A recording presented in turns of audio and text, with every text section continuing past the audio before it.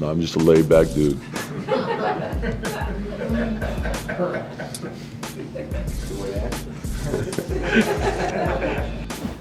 Hello and welcome back into the Knicks-Verse. My name is George, and if this is your first time here, please subscribe and turn on a notification bell. And the thumbs ups, very much appreciated, along with your comments. They fuel the topics on this show. All right, well, we are deep into the preseason right now. One game left. You'll probably be watching, by the time you're watching this, you may have already seen the final game or not. And we will have a pretty good idea of what kind of a team we have. I gotta say, 3 games have already been played. It's pretty obvious what kind of team we have. We have the kind of team that scores points. They score points, and they're winners. They beat Pistons 108-100. And this game was actually, it was by far their worst game for the Knicks. They looked a little bit out of it, especially in the first half. They almost looked like, actually in the first quarter, they came out, they played well, and it seems like they took the foot off the gas and then kind of like sputtered for a while until the third quarter when Mr. Julius Randle right there, he went off. He finished with 29 points, 11 rebounds, 5 assists. Man, the guy is a beast on 19 shots. On 19 shots. That's all he needed. And Taj, the ageless wonder. Look at that. 31 minutes he played, 9 of 14, scored 21 points. Beautiful. And he hit 1 of 2 3-pointers. Randle hit 4 of 7 3-pointers. Fournier 1 of 3. He only gave us 5 points, but he played a good game. He moved the ball around a lot. I liked his movement on the court. He only took 6 shots, so really wasn't many opportunities for him to score. But he created for other people, which was nice. He kept the ball moving. RJ was a little bit of a concern, and I'll get into that in a little while. He went 3 for 11, 1 of 5 only from the 3-point line. He hit his first one, so you would have thought, oh no, it's going to be one of those nights. Oh yes. One of those nights where he just goes off, and then it didn't happen for him. But look what he did. 7 rebounds, 6 assists. He led the team in assists with 6.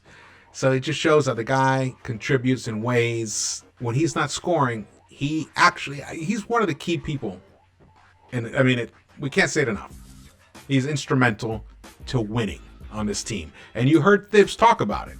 Thibs actually went out of his way recently this week to highlight that RJ, he contributes to winning. It's a really nice interview. If you haven't seen it, I'll drop the link. Definitely should check it out. But you should definitely watch, and I'll have some of it on this later on, the Derrick Rose post-game interview. That's crazy you say that. That's crazy you say that. I was just in at halftime right before he walked in, like 10, 15 seconds before he walked in. I was telling the young guys, do not look over to the sideline. If you look at him, it's going to f up your game. So do not look at him. Just raise your hand. Everybody know you messed up, you made a mistake, and just keep it going. You know what I'm saying? If you look over there, it's over. You know what I'm saying?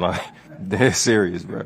So, everybody know you messed up, bro. Just keep playing and just know, you got to give that same, the effort throughout the entire game. So, when I was younger, I used to look over to the sideline a lot. And you feel his emotions. Kind of strange, bro. It's kind of strange. But after a while, I just raise my hand and put my head down, and but even then, he's a winner. So you can express yourself how you want to. As a man, you could be vocal with him. You could yell. You could do whatever. But right after that, you got to get right back on track to understand, the goal is to win the game. And that's something Thibs, he's great at. He has amnesia. I've seen him go with it with a lot of players and, during the game, and I had to mediate that. And, it wasn't no hard feelings, you know what I'm saying? So, he's great at it. He respects it in a way, you know what I'm saying? You can't be a rook doing that, but he respect older guys expressing themselves and being honest. Fabulous. Every Knicks fan should listen to it, along with the post-game Thibodeau interview. Fabulous. And I'll dive into that a little more. Because you guys know. You know that I'm high on these Knicks doing well this season. I believe that they're better than people think they are. That's what I believe. And also, by the way, the projections video for every single game that the Knicks will play this season is done.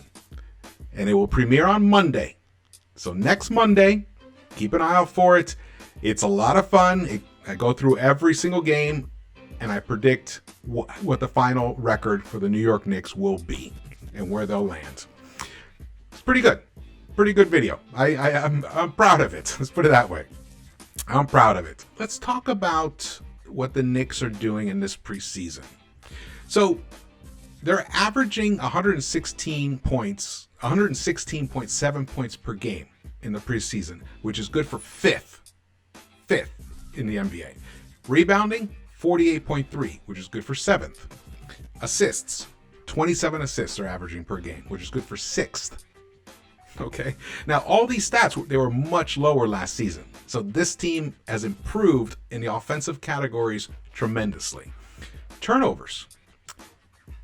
Guess what? They are leading the NBA preseason in fewest turnovers. 10.7. They're leading that. Steals. Now, this is a stat that bothers me. 6.3. They're second to last, 29th. Hopefully that'll rise as the season kicks in, especially when we haven't even played with Mitch or Nerlens yet, and they actually are really good at for getting steals, especially for big men. Blocks, 4.3 blocks. Without them, 4.3 blocks is good enough for 20th. So imagine when we get those two guys in there. Woo. Field goal percentage, 45.6%, which is good enough for 9th. 9th in the NBA. That's right. See this guy? You see why he's smiling? He's smiling because of all these numbers I'm ticking off for you. He knows. He knows the Knicks are playing the right way. They're playing the way that they have to play to win a majority of the games. Last season, depending on how far you've been following me, you'll know that I was kind of pretty hard on what it would take, what the Knicks needed to do to keep winning or to win at a higher rate. And I showed you the math. They needed to shoot more threes. And I got to tell you, nothing has made me happier than especially Derrick Rose is the one who actually spilled the beans on it. He said they want to average 37 to 40 three-pointers per game. Fabulous. That's what you got to do. That's what we got to do. Average at least, I want them to average 43 point attempts per game, because they are averaging 39.3% from the 3-point line, which is good enough for, guess, third best.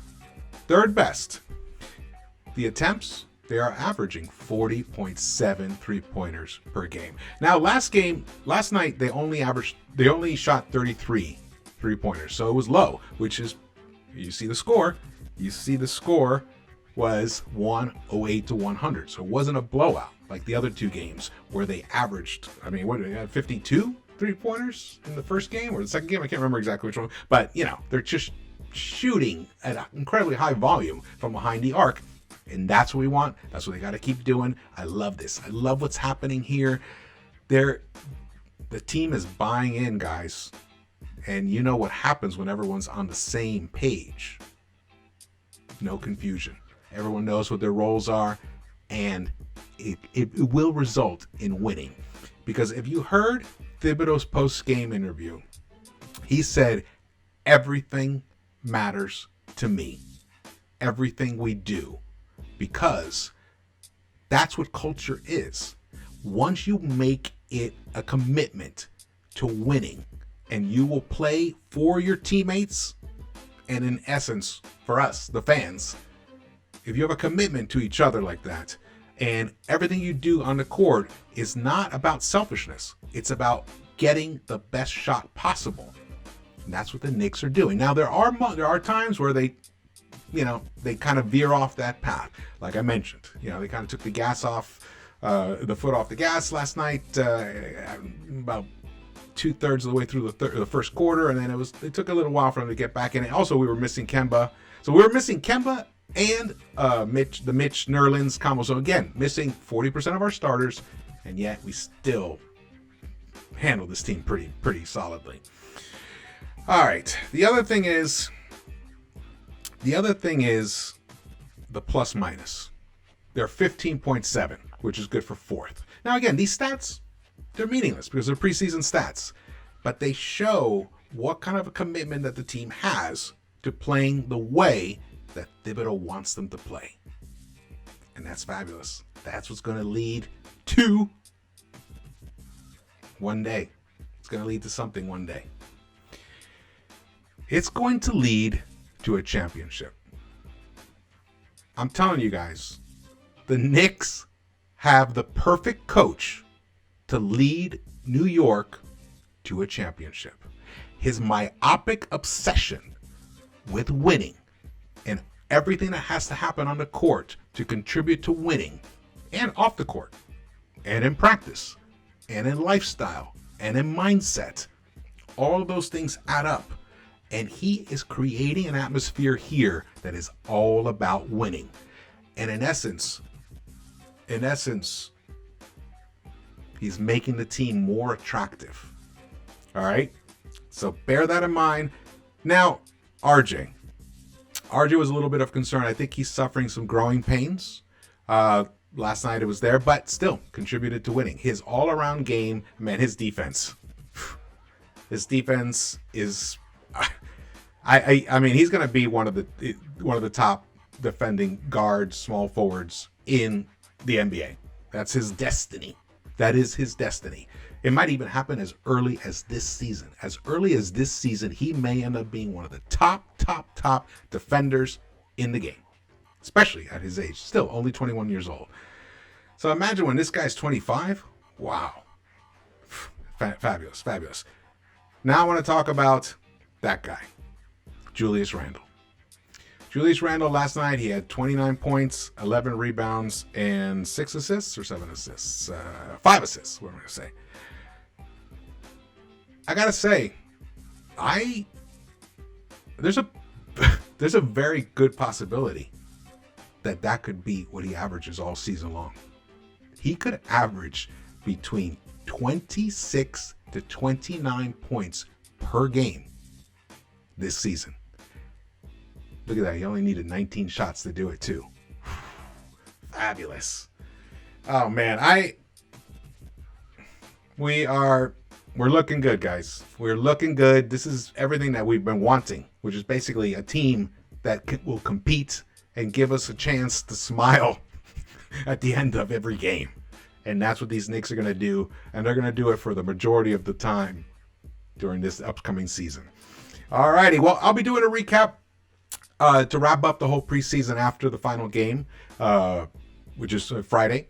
And then look out for the video on Monday for the season projections video of the New York Knicks. And again, my name is George. Please subscribe, hit the thumbs up, turn on the notification bell, and I will see you around the Knicks-Verse.